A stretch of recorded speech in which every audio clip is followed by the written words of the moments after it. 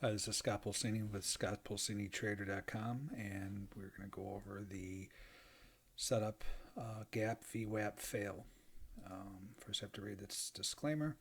We are not financial advisors or a broker dealer. Neither scottpulsinitrader.com nor any of its officers, employees, representative agents, or independent contractors are, in such capacities, licensed financial advisors, registered investment advisors, or registered broker dealers. Scott Pulsini Trader does not provide investment or financial advice or make investment recommendations, nor is in the business of transacting trades, nor does it direct client commodity accounts or give commodity trading advice tailored to any particular client situation. Nothing contained in this communication constitutes solicitation, recommendation, promotion, endorsement, or offer by ScottPulsiniTrader.com of any particular security, transaction, or investment.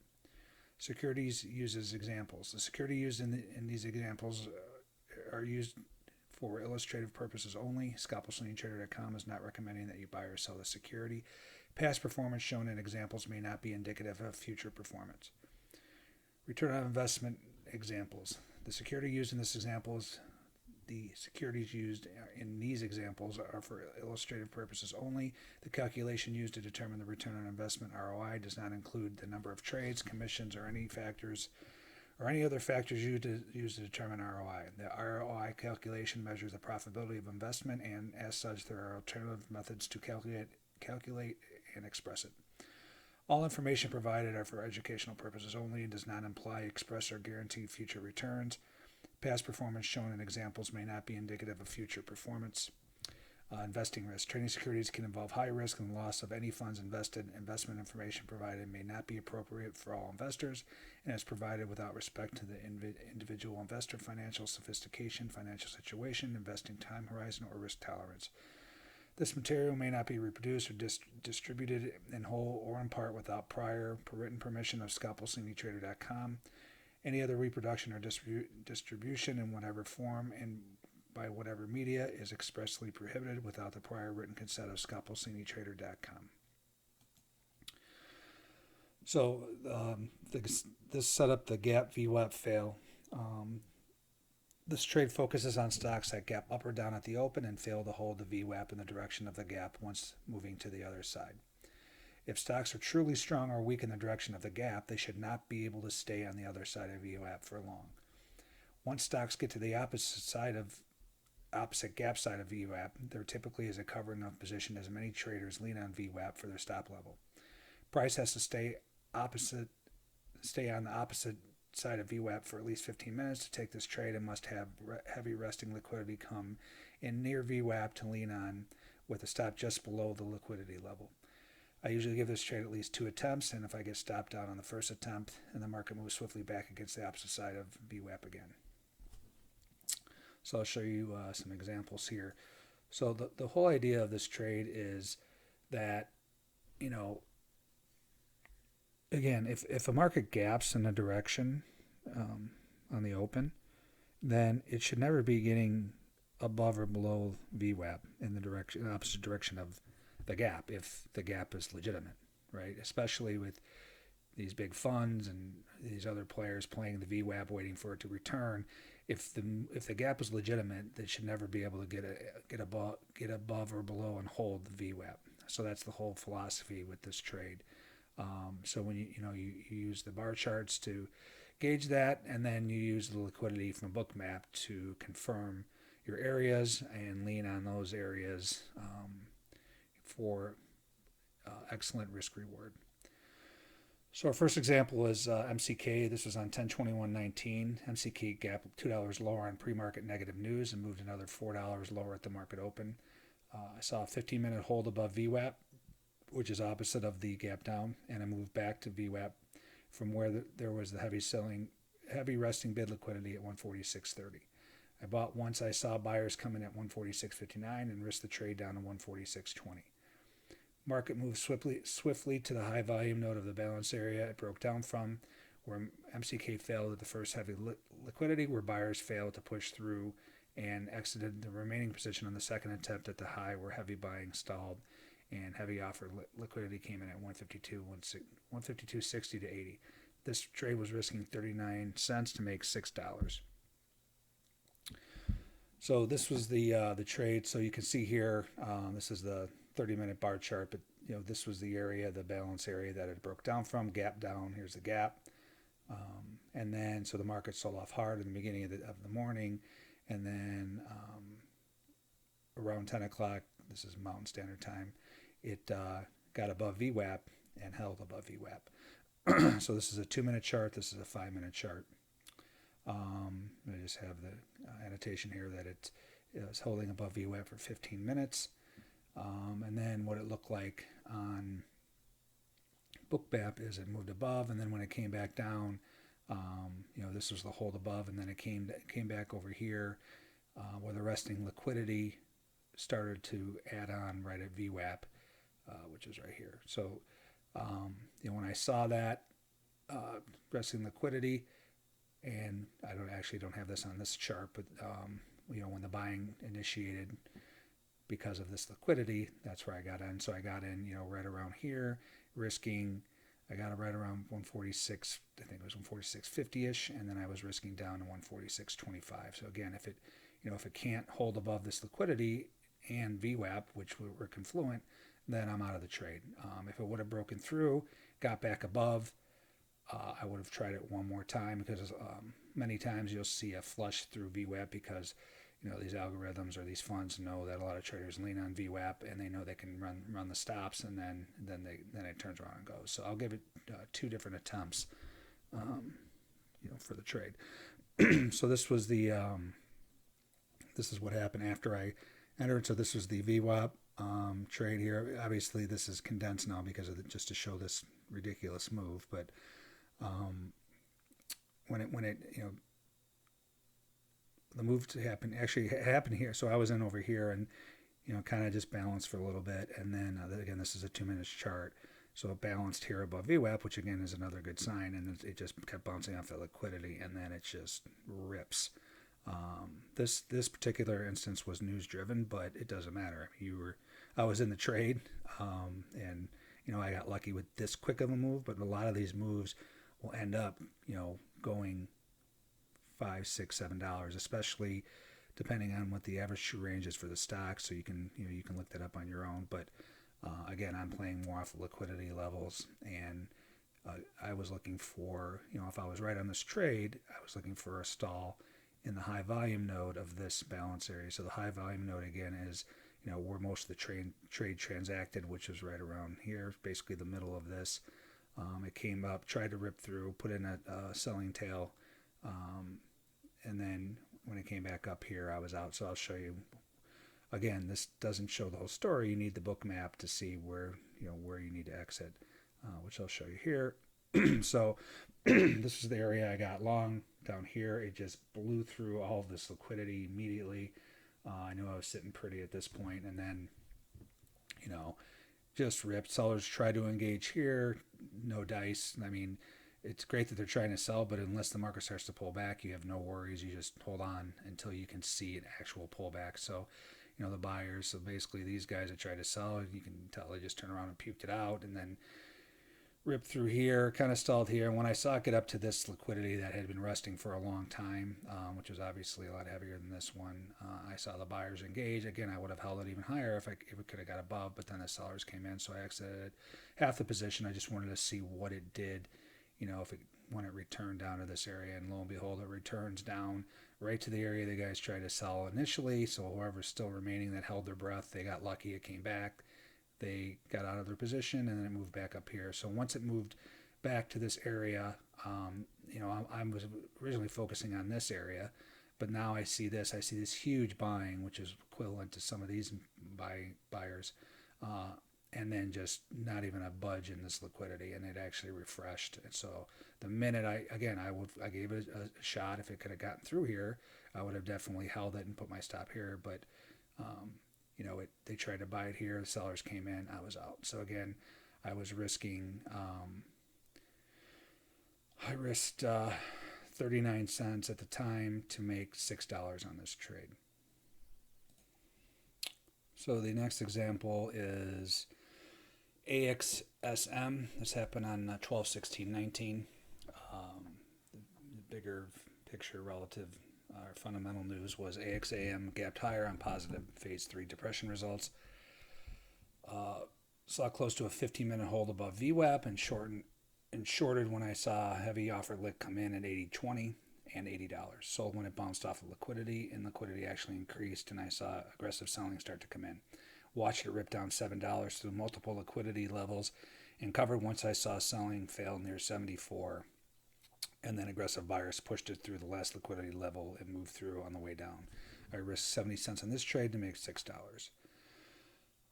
So you can see here, again, this was a huge gap up on the positive news, depression results.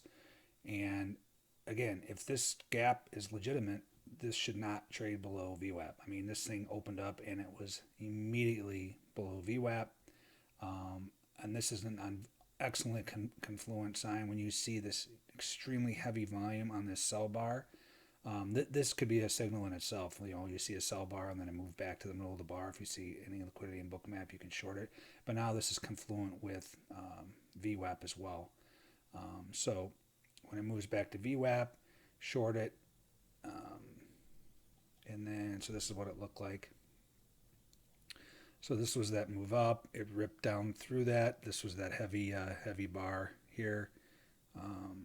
Actually, this was the heavy bar here when it moved back up to here, 738. I just want to make sure I got this correct. Yeah, so it was right here, right above 80.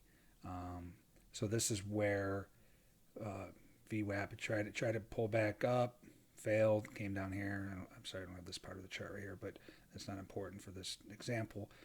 Liquidity was here and liquidity was here. When I saw it come back to VWAP, which was this here, this area here, this time period here, I saw this liquidity here and I saw this liquidity at 80. So this was just above, this was right at VWAP and this is right below. So again, a lot of times it's not going to get exactly to VWAP. I mean, where the liquidity is, but if you see liquidity at VWAP and then you see more liquidity come in, now you have two different layers of liquidity that you can lean on. So again, you could aggressively get short here, but I like to see these buyers fail because a lot of times this thing will just go buy right through all this, right? So I want to see them try to buy it. I want to see this liquidity refresh. But then when I see the sellers, now I'm in, right? So I got in right around 79.60. I'm risking up to about 80.30-ish, right here above. Again, if it blows through both these liquidity levels, I don't want any part of this trade, right? I'm wrong. And you get out, you lose your 60 cents, and you move on to your next opportunity. So on this one, it actually sold off and then just absolutely ripped down. So this was where I got short, ripped down. This was, right around 80. Where did I get shorted? Yeah, 79.60. Moves all the way down to right around 74. And where it bounced was confluent with the DVA low. I'll pay attention to that, but again, I'm not getting out just because there's a line here. I'm getting out because if I see problems with liquidity and sellers struggling to get through liquidity, which I did, right? So these were the moves. This was the move straight down from the 79.60 where I shorted. That's up here, and you can just see it blow right through all of this liquidity. There is no reason to even consider getting out of this trade until you can see some buyers fighting back, right? I mean, through this liquidity, this liquidity. Heavy liquidity just right through it. I mean, you see a little blips of buying, but it means nothing because it's not responding. And you get a couple buyers here, but again, I want to see. I'm not worried. I just caught a huge move in this trade. If I see it start to trade above this, right? Like if it would have come here and moved back above, then I would have got out. I would have made $3 on the trade, right? But I gave it a little room, and then, I saw it come down to the low right around 73. Buyers came back, and now, the next time the sellers come back in, and now here comes all this bid liquidity back, right? So now I'm paying attention. Again, I'm still in it because I got a portion, but the second half I'm still in because I want to see it get above, if it can get above these areas. And again, you want to pay attention to these prior liquidity areas and what it does when it comes back, right? So here's a perfect example. Buyers engaged as it came back to this area. Liquidity was put back in. They hammered it, rejected, right? So I think I'm okay, and now I'm expecting to move down to this liquidity. That did not happen, but it's just showing you that there's something amiss, and you got to be ready to cover this trade, right? So it comes down. Sellers try to engage, nothing. Try to engage again, nothing. Buyers come in again. Sellers try to engage again. Well, not one of these three times could it get down to even get down to this liquidity, which I would have probably been out if it struggled at all. But now I got to make a decision, right? So the minute I see the buyers come back in, and then it gets above this liquidity that's resting, which was also, again, where this liquidity was, I'm out right here, right? So I made, close to, again, I sold some over here, or I covered some over here, and then I covered the rest here. It was an average of about $6, $5.75, $6. But the point of this is to, you don't want to just get out because you have a profit. You want to wait and see, these buyers winning, and they, lo and behold, the sellers can't push it, and then here come the buyers. You're out. Huge trade, risking 60 cents, and you made, I made almost $6, which is that's how you make money trading. So my next example is Microsoft. This was from 1/30/2020. Microsoft gap higher to an all-time high near 176 in pre-market trade, beating EPS estimates by 13% and revenue by 3%. Microsoft sold off on the open on over 7 times relative volume, retesting VWAP twice into the high relative volume conviction bar, holding below VWAP for close to 20 minutes before the second attempt. Ran into heavy refreshed liquidity, and an aggressive seller immediately came in. Market pushed through 172.50 and then tried to push through 172 where liquidity was taken out, but sellers couldn't sustain. Buying came in around 172.20 where a cover was warranted, risking 40 cents to make $1.10. So again, this is quote unquote great news. They crushed earnings. The average trader is pummeled on this trade, right? The market opens, they're like, oh, I want to buy this, and it just rips through, right? So it rips straight down on, this move all from here from 174 down to 172 is an extremely heavy volume. It was 7.6 times volume. So so this is the 2-minute chart, this is the 5-minute chart. So I actually I like to see 15. I mean, my rule of thumb is 10 to 15 minutes. You want to see holding below VWAP. But when you get instances of these types of tails where it just can't get through. Actually, I'm sorry. This was 15 minutes. The next example is where I cheated it a little bit. I got in a little early, but sorry. So this was this tried to move above VWAP here and then here. So I shorted on the second attempt, which was almost 25 minutes below VWAP. Again, this is confluent with the I put additional variable. Again, if you can add additional variables to the trade to make it stronger, it's even a better trade. So I'll trade VWAP whether this was a high volume bar down or not. As long as there's liquidity here, which I'll show you. But now you have the added factor of the liquidity. The high relative volume on this move down. So all of these traders that were buying in on the open, you have to think like you're that trader. If that market comes back, you want to get out of that trade because these guys get run over. So the minute it comes back, this is why it struggles, because then these guys that got run over, they went out. And then you add in the guys that trade VWAP on the other side of VWAP, you're shorting it. Now you have a double whammy. So that's kind of the methodology or the mindset behind playing into bars, high relative volume bars, because you got guys that are praying it comes back so they can get out because they got run over. So this is what it looked like on Bookmap. This was the first attempt here. That was here, but again, this wasn't. I actually didn't take this trade here. This was only 10 minutes, almost 15 minutes below VWAP, but it wasn't quite at the time, so I kind of waited. Again, I see the buying here. They take out liquidity, but it's immediately wrong, right? So kind of balances here, can't get through this liquidity, finally does. Then one more attempt, again, takes out liquidity, again, immediately offsides.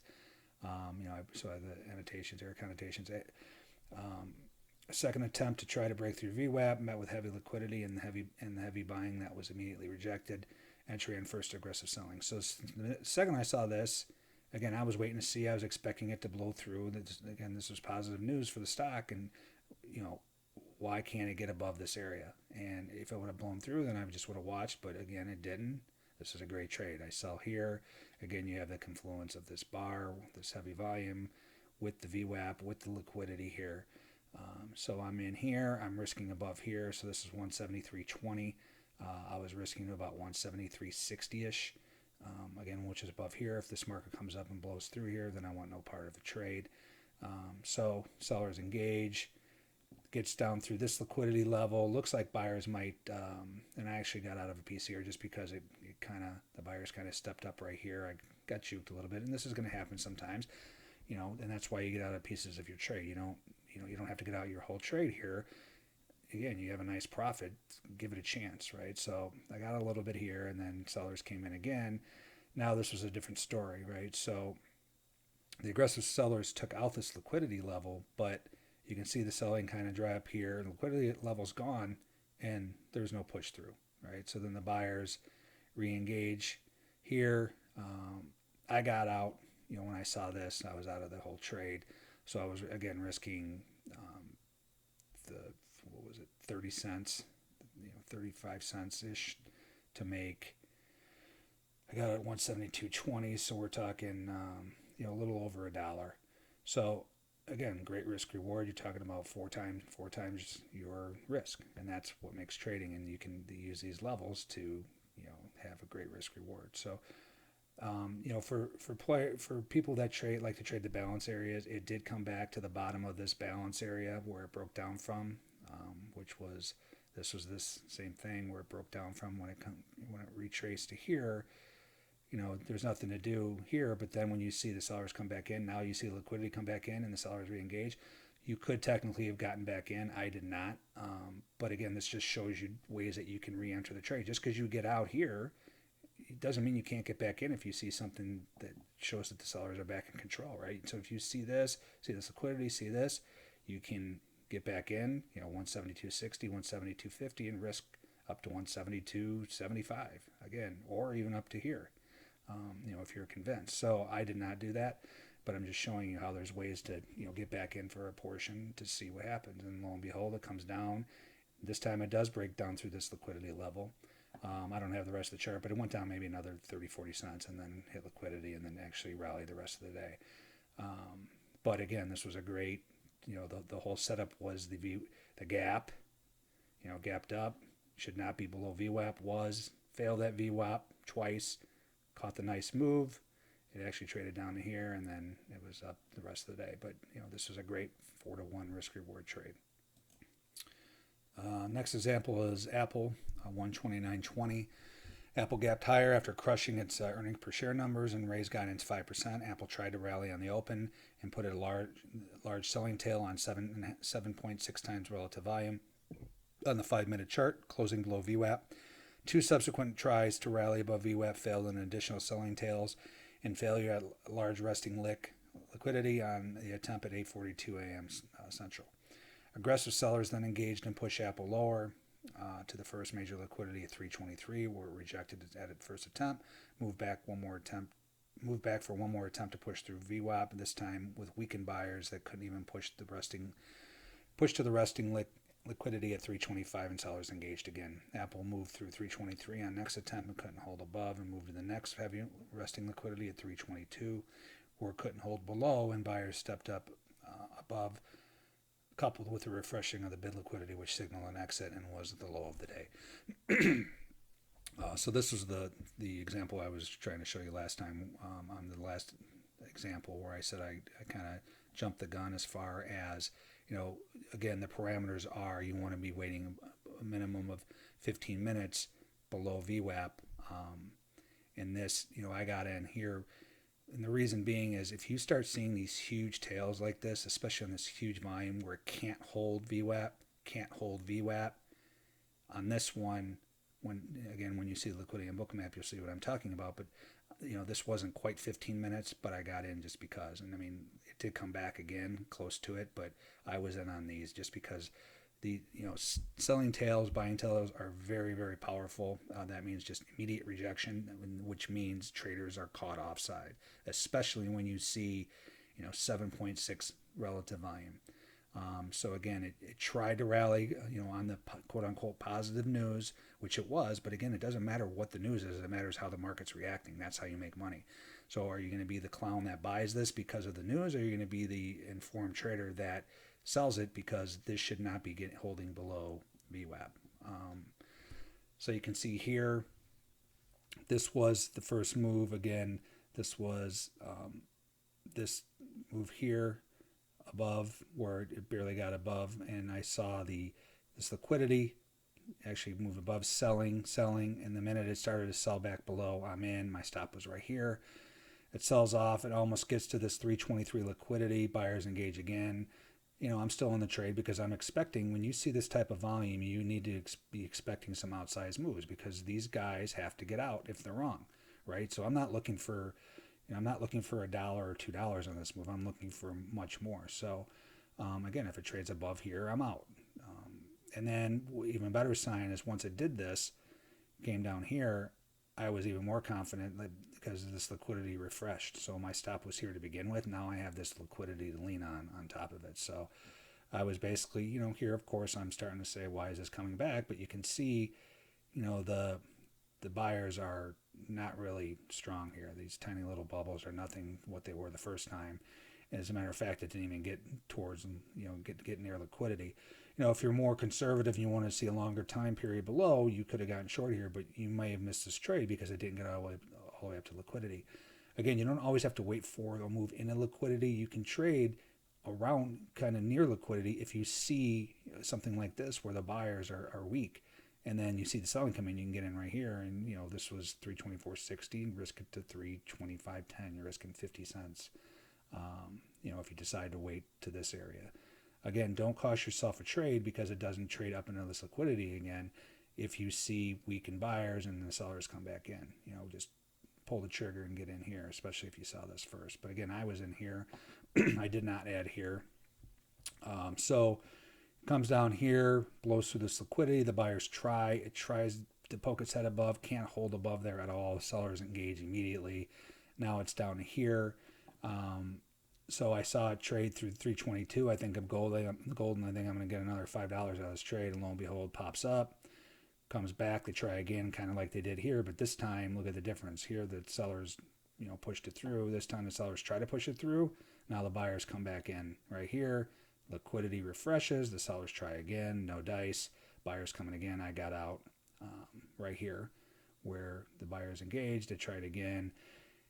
Rallied up here, came back down here again. I thought I cost myself money, but it actually held right around this area and then just ripped the rest of the day up. So again, it doesn't matter what it does the rest of the day. You made your, this was risking. I was risking when I got in here. It sold around 324.80. I was risking up to 325.10. So I'm risking 30 cents to make $3, right? And then I'm out. Again, you're not looking for, let this liquidity tell you when it's time to get out. Everybody wants to make 20 times their money. Just because you want something to happen doesn't mean it's going to happen. So let this liquidity, let the big money tell you what to do. And this told you right here, this liquidity was strong. Buyers were interested here. Again, this was positive news for the day, so you can expect, when you start to see the buyers engage, that could be it for the move, right? So these are short-term moves that you want to take advantage of, the clowns at the beginning of the day that get caught, and then, then eventually the buyers will win. So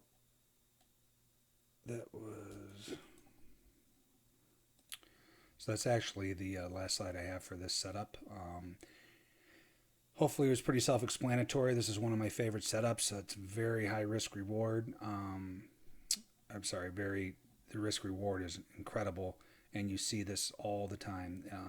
Especially stocks in the news. You always want to be playing stocks in play, stocks in the news, where the algorithms are not participating that day, and you get these clean areas where you can judge, what's going on. This is an incredible setup that happens basically every day. So in one stock or another, Any questions, please send me an email, scott@scalpelsanytrader.com, and hope you enjoyed it.